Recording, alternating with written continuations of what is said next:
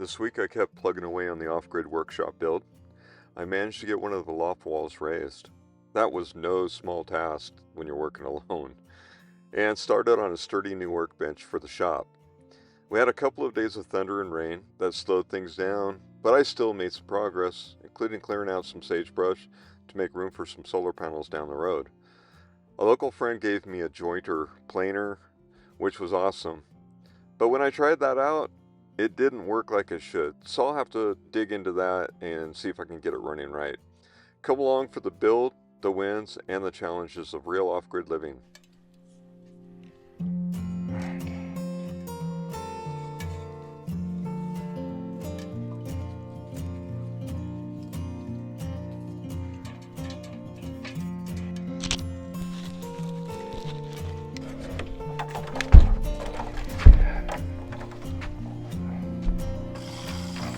We'll see.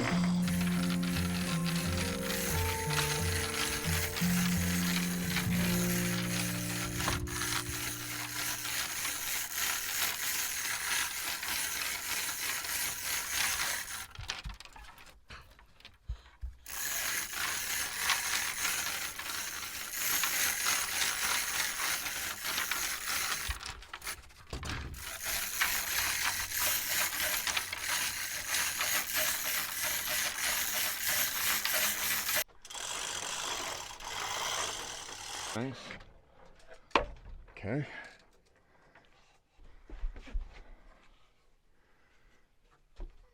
So here's the plan. Run all the way around, get it on both walls, if I can. And then slowly loosen the chain so it still has tension on it.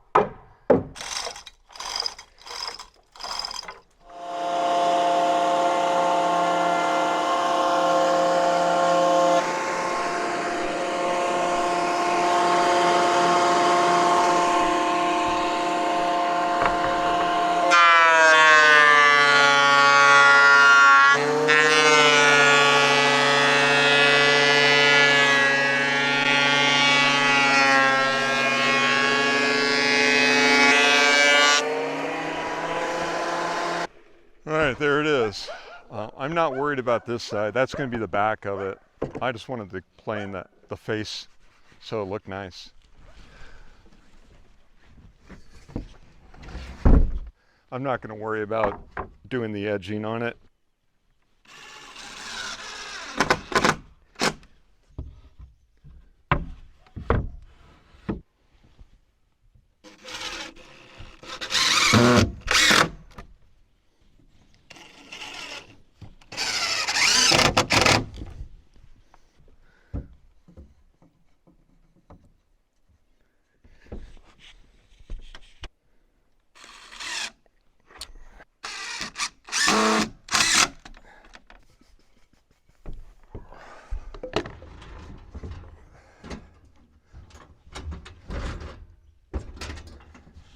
So what I have here is a jointer. It's an old 113 Craftsman jointer.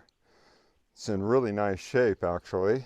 It was donated to me from some friends that Sam and Jan I've known for several years now, since I've came up here anyway. And he never used this. He says he inherited it, so he ended up knowing that I was looking for something like this, and he went ahead and just gave it to me. This thing is really in nice shape. I haven't tried it out, but I assume it'll work just fine. Did a little research on it. It came with the manual. I'm excited to use it because now, between the planer and this joiner, I can I can actually make really nice furniture, especially out of the hardwoods we have, which is the tamarac's the hardest wood we have here. It's not oak or anything, but you know, it's good hardwood. So yeah, let's see if I can get this lifted out of here.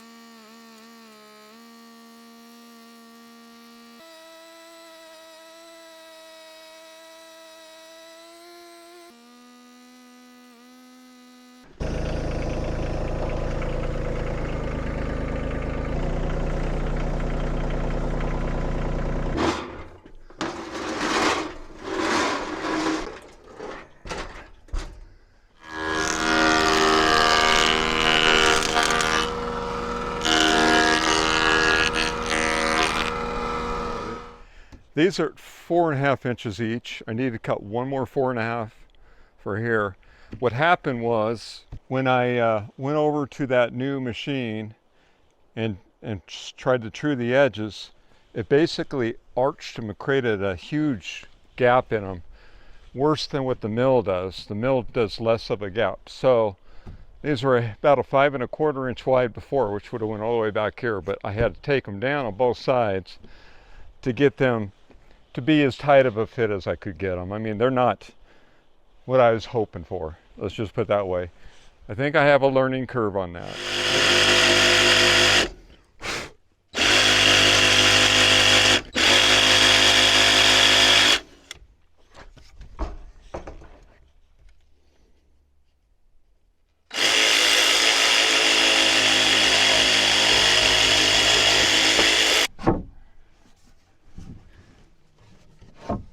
Well, let's see here. There, it's a tight fit.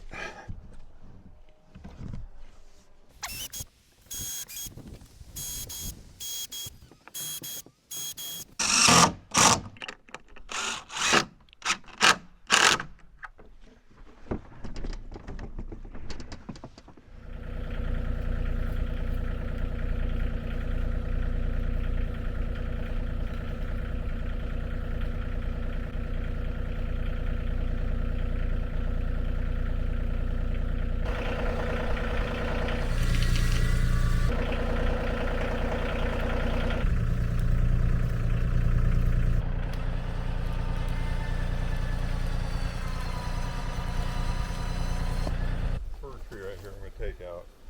Right in this area I'm going to take my 400 watts of solar panel portable and I'm going to put it right here, and I'm going to temporarily run some 10 gauge solar wire to the shop build, and that way I can run some power up here. That way I can charge stuff up here because I'm using my rechargeable drills and saws and stuff like that.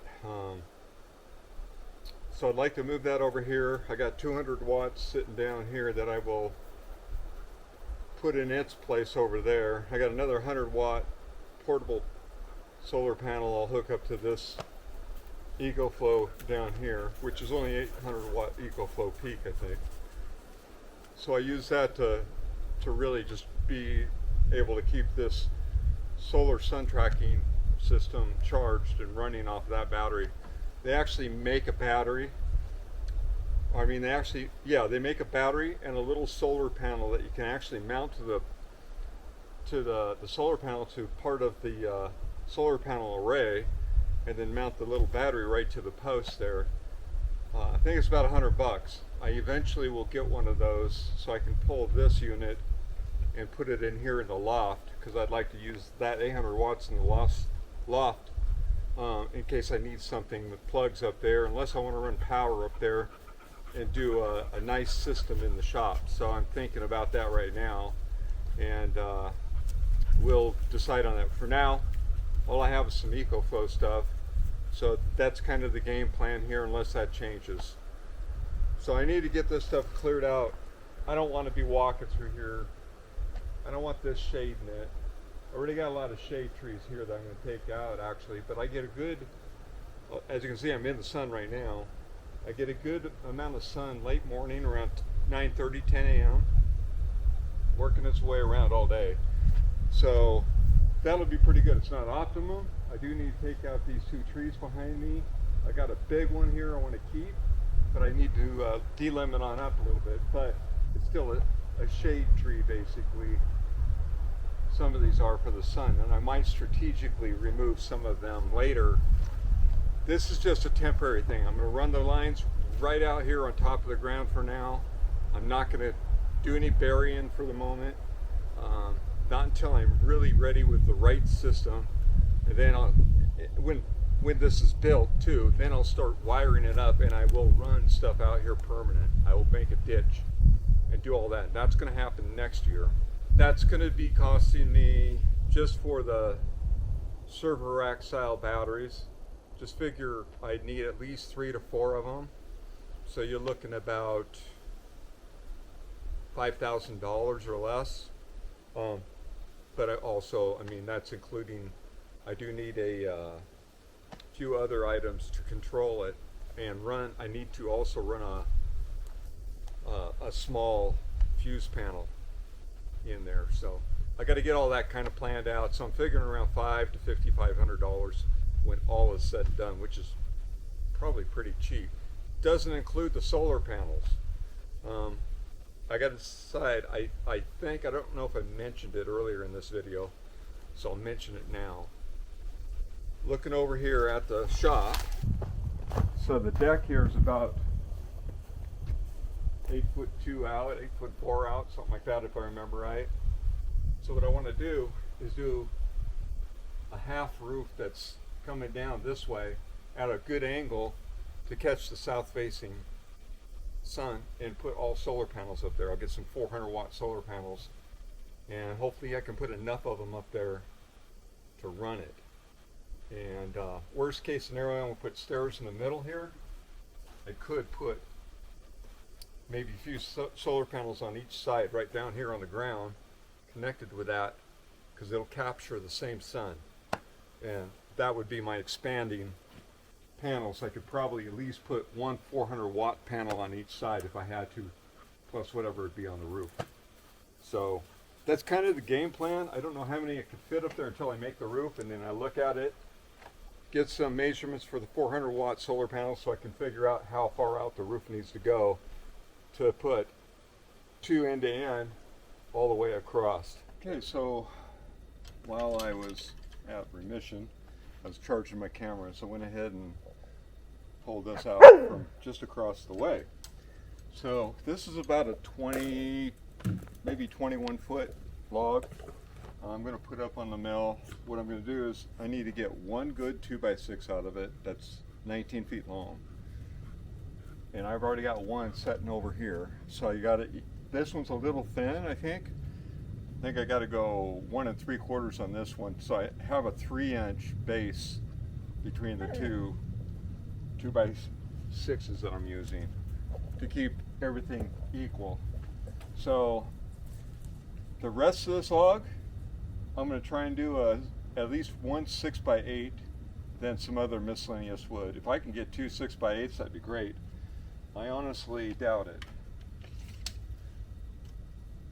because it's 15, it's actually 14.5 inches less the bark. This is a Douglas fir, so it's thin bark.